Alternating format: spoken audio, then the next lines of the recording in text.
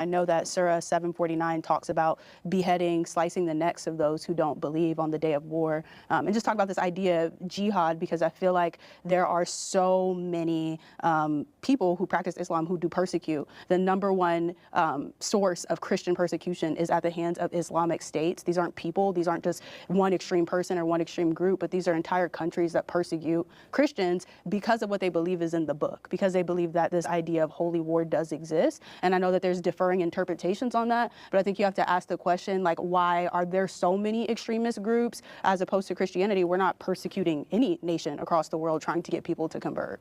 Yeah, so I was saying that is kind of from a Christian perspective. The non-Christian perspective, when we look at Christians, we have, a lot of fears because it starts with the Crusades. I respect everything you said. I do believe in history, and thank you for the historical lesson. I just think I want to highlight this part. She asked a question about something that's in your text, and she was requesting for it to be addressed. You brought up historical stuff. So things that people did, right? People did outside of the Bible and misused the Bible. See, you didn't bring up a scripture where it says humans or Christians, any of the disciples, any of the any leader doing that type of behavior.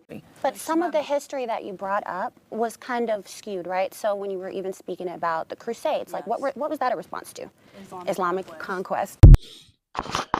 Try to tech you, them girls. What do y'all think? I think they just got fried.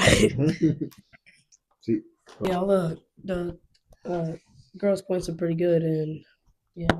you see, that's the thing. When you actually know information, like they can't tech you.